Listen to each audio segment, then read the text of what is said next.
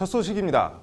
우병우 전 수석에 대한 검찰 수사 직후 서울중앙지검장과 법무부 검찰국장의 부적절한 회식, 어제 보도해드렸는데요. 청와대가 오늘 이 회식을 돈봉투 만찬 사건으로 규정하고 특별감찰을 지시했습니다. 검찰개혁, 사면 초과 검찰이 정말 완전히 궁지에 몰린 모양새입니다. 이철규 기자입니다. 지난달 21일 서울중앙지검 이영렬 지검장과 법무부 안태근 검찰국장의 부하 직원들을 대동한 회식에 대해 문재인 대통령이 직접 감찰을 지시했습니다.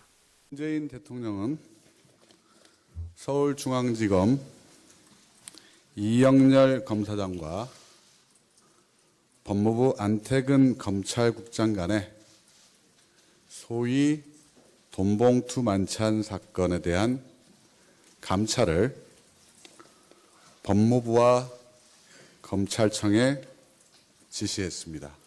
당시 회식을 경험한 술자리엔 서울중앙지검에선 최순실 국정농단 수사를 담당했던 부장검사 등이, 법무부에선 검찰 인사와 수사를 담당하는 검찰국 1, 2과장 등이 동석했습니다. 우병우 봐주기 수사 논란이 극에 달았던 때 검찰과 법무부 핵심 간부들이 술을 마시며 70만 원에서 100만 원에 달하는 경력금까지 서로 주고받은 겁니다.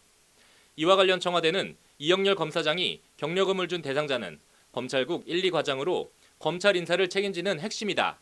이 검사장의 경력금 제공 이유와 배경이 조사되어야 한다고 강조했습니다. 해당 법무부 과장들이 돈을 돌려주긴 했어도 조사 결과에 따라 이른바 김영란법으로 불리는 청탁금지법 위반은 물론 뇌물 혐의로 이어질 가능성도 배제할 수 없습니다. 안태근 국장이 검사들에게 준 수사 경력금도 도마에 올랐습니다. 청와대는 현재는 물론 당시에도 법무부는 장관 부재 상태였다. 안태근 검찰국장 경력금의 출처와 제공 이유, 적법 처리 여부가 확인돼야 한다고 날선호조로 말했습니다. 장관 업무 추진비도 아닌데 무슨 돈이고 또 무슨 명목으로 돈을 줬는지 조사해야 한다는 겁니다. 청와대는 그러면서 법무부와 검찰의 특수활동비 사용이 원래 용도에 부합하게 사용되고 있는지도 조사되어야 한다고 강조했습니다. 한마디로 법무부와 검찰 탈탈 다 털어보겠다는 겁니다. 청와대는 법무부 감찰위원회와 대검감찰본부에 엄중히 조사해 공직기강을 세우라고 강하게 지시했습니다. 법무부와 검찰의 기존 제 식구 감싸기식 셀프 감찰은 이번엔 힘들 것으로 보입니다. 법률방송 이철규입니다. 박영수 특검팀이 오늘 뇌물공여 혐의를 받고 있는 이재용 삼성전자 부회장 재판에서 박근혜 전 대통령을 증인으로 신청했습니다. 특검은 공소사실 입증을 위해 박 전 대통령을 상대로 직접 신문하는 것이 필요하다고 재판부에 요청했습니다. 재판부는 이 부회장 측에 관련 입장을 정리해서 의견을 내달라고 요청했습니다. 청와대 기밀문건을 최순실 씨에게 유출한 혐의를 받고 있는 정호성 전 청와대 부속비서관의 보석 청구를 법원이 오늘 기각했습니다. 법원은 정 전 비서관의 1심 구속기간이 오는 20일 만료되는 점을 고려해 보석을 검토했으나 검찰이 최근 정 전 비서관에 대해 청문회 불출석 혐의로 추가 청구한 구속영장을 발부하면서 보석을 기각했습니다. 박근혜 전 대통령과 최순실 씨 사이에 메신저로 알려진 정 전 비서관은 이에 따라 박 전 대통령 재판이 끝난 후 함께 선고를 받을 것으로 보입니다. 이어서 대법원 판결 뉴스입니다. 교회 돈으로 아들 주식을 적정가보다 2배 이상 비싸게 사줘 여의도 순복음교회에 130억 원 넘는 손해를 끼친 혐의로 재판에 넘겨진 조용기 목사에 대한 대법원 판결이 오늘 나왔습니다. 배임죄를 유죄로 인정해 징역형을 선고하면서도 형의 집행을 유예했는데 오늘 판결로 소송으로까지 비화된 순복음교회 내 갈등이 봉합될지 또 다른 분란의 불씨가 될지 관심입니다. 장한지 기자입니다. 대법원 3부는 오늘 배임 혐의 등으로 기소된 여의도 순복음교회 조용기 원로 목사에 대해 징역 2년 6개월에 집행유예 4년을 선고한 원심을 확정했습니다. 공모 혐의로 함께 기소된 장남 조희준 전 국민일보 회장도 징역 2년 6개월에 집행유예 4년을 확정받았습니다. 조 목사는 지난 2002년 아들 조 전 회장이 가지고 있던 주식 25만 주를 적정가보다 2배 이상 비싸게 사줘 순복음교회에 131억 원의 손해를 끼친 혐의입니다. 거꾸로 보면 조 목사 아들인 조 전 회장이 131억 원의 부당 이득을 챙겼다는 계산이 됩니다. 이 때문에 순복음 교회 내에선 교회 돈이 조 목사 돈이냐는 교회 사유와 논란과 비판이 거세게 일었습니다. 교회 내 분란은 장로 30여 명의 고발로 지난 2014년 법정 다툼으로 번졌습니다. 조 목사 부자는 이 과정에서 주식 취득에 따른 세금 35억 원을 포탈한 혐의도 받았습니다. 1심은 배임과 조세 포탈을 모두 유죄로 봐서 조 목사에게 징역 3년에 집행유예 5년을, 아들 조 전 회장에겐 징역 3년의 실형을 선고했습니다. 종교단체인 순복음교회가 주식을 매수할 특별한 이유가 없는데도 조 목사 지시에 따라 적정가보다 높은 가격에 매수한 점이 인정된다는 것이 1심 판단이었습니다. 2심은 그러나 과세 요건이 성립되지 않는다며 조세 포탈은 무죄로 판단하고 배임죄에 대해서만 징역 2년 6개월에 집행유예 4년을 각각 선고했고 대법원은 오늘 이를 확정했습니다. 조 목사의 행태를 비판해온 순복음교회 장로들은 대법원이 조 목사의 배임죄를 유죄로 본 자체에 의미를 부여하며 교회 일에서 손을 떼야 한다고 목소리를 높였습니다. 조영기와 목사와 그 일당들은 지금 뭐라고 주장했냐면 형이 확정 안 됐으니까 우리는 피고가 아니다. 서로 우리는 계속 교회 활동하기까지 설교를 계속했던 거야. 이제 확정됐으니까 모든 걸 떠나야 한다 이거지. 내려놓으라 말이야. 그러나 조 목사를 영원한 스승이라고 부르며 따르는 신도들도 여전히 교회 내에 많이 있습니다. 조용기 목사를 둘러싼 3년간의 법정 공방은 오늘로 끝이 났습니다. 하지만 조 목사가 배임죄 유죄를 선고받고도 집행유예로 구속은 면함에 따라 조 목사의 퇴진을 요구해온 순복음교회 내 반대쪽과의 갈등과 분란까지 완전히 종식될지는 미지수입니다. 법률방송 장한지입니다. 양승태 대법원장이 오늘 고위법관 사법행정권 남용 사태와 관련해 법원 내부 통신망에 글을 올려 전국의 각급 법관들과 논의하는 자리를 마련하겠다고 밝혔습니다. 양 대법원장이 이번 사태와 관련해 입장을 밝힌 건 처음입니다.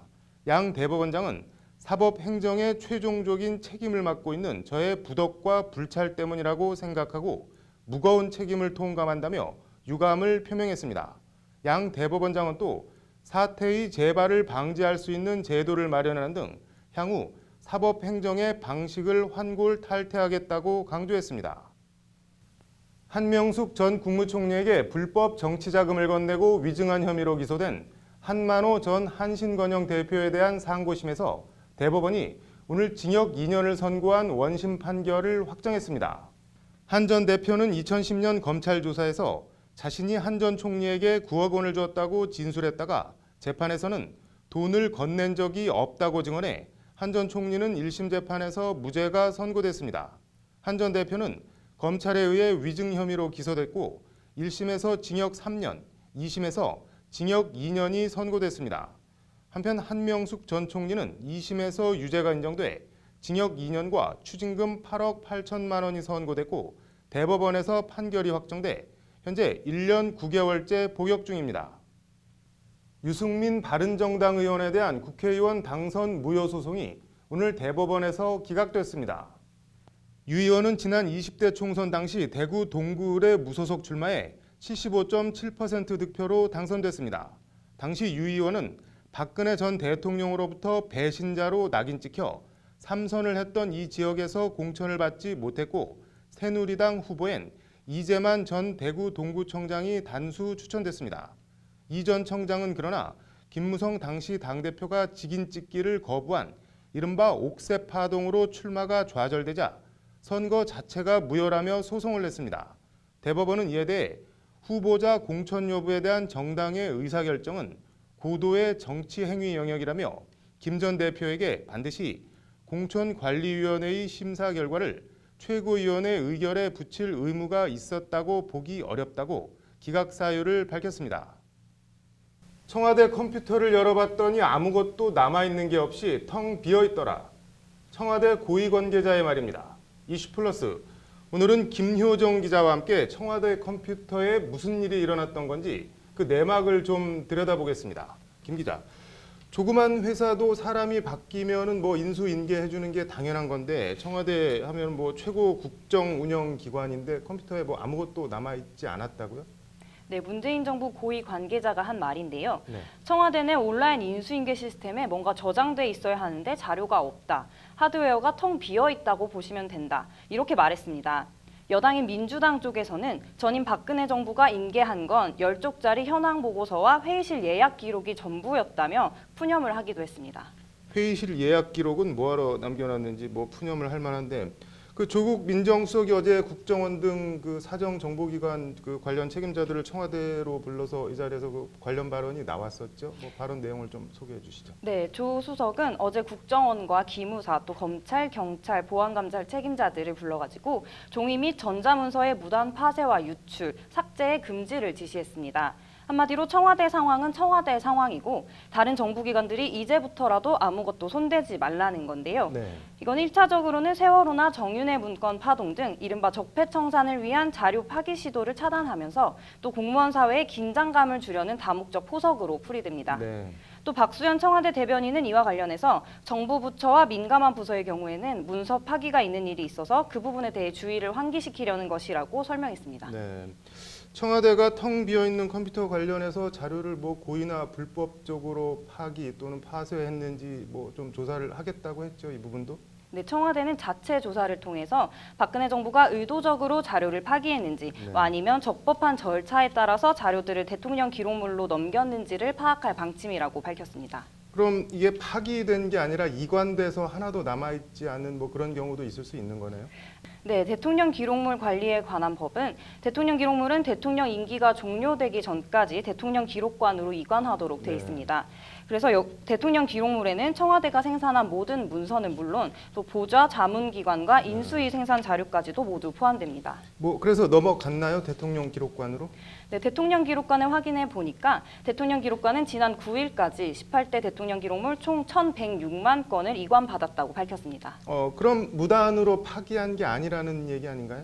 근데 여기서 감안해야 할 게 있는데요. 네. 일단 공공기록물 관리에 관한 법률 시행령은 인수를 완료한 해당 전자기록물은 물리적으로 복구가 불가능하도록 삭제 또는 파기해야 네. 한다고 명시하고 있습니다.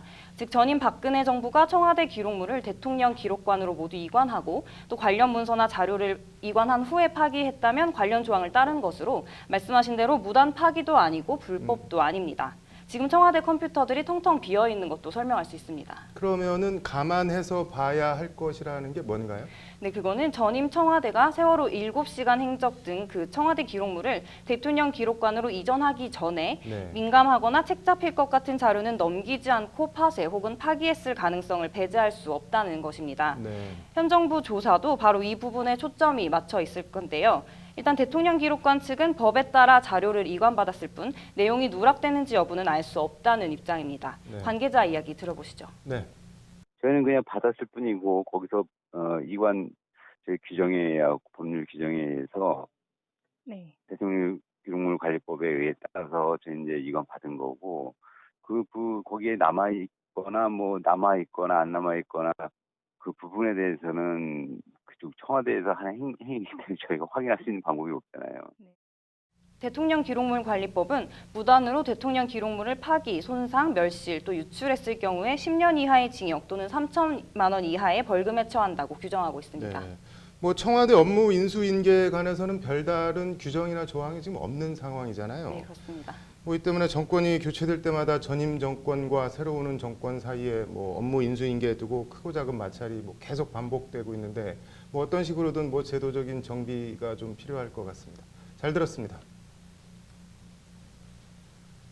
이슈플러스 김효정 기자였습니다. 대검찰청이 일선 검찰청에 복무기강 확립을 지시했습니다. 새 정부 출범 이후 대대적인 검찰개혁 예고와 검찰총장 공석 사태로 어수선한 조직 분위기 쇄신 차원으로 전해졌습니다. 2013년 미국 샌프란시스코 공항 착륙 사고를 낸 아시아나 항공에 45일간의 운항정지 처분을 한 것은 적법하다는 항소심 판결이 나왔습니다. 서울고법은 착륙 과정에서 기장들의 운항 규범 위반 또는 판단 오류 등 과실이 합쳐져 사고가 발생했다고 지적했습니다. 서울 동부지검이 사이버 범죄 수사 전문 지식과 노하우를 공유하기 위한 사이버 범죄 아카데미를 19일 개원합니다. 9월 20일까지 매월 첫째, 셋째 주 목요일에 열리며 국정원, 한국인터넷진흥원 등과 기업, 학계 전문가들이 참여해 해킹, 사이버 테러 등에 대해 의견을 나눕니다. 법무부는 20일 제10회 세계인의 날을 맞아 결혼 이민자, 외국인 근로자들을 대상으로 무료 법률 상담을 진행합니다. 22일부터 26일까지 서울과 부산, 인천 등 전국 15개 출입국 관리 사무소에서 열리며 자세한 내용은 법무부 출입국 외국인 정책본부 홈페이지에서 확인할 수 있습니다.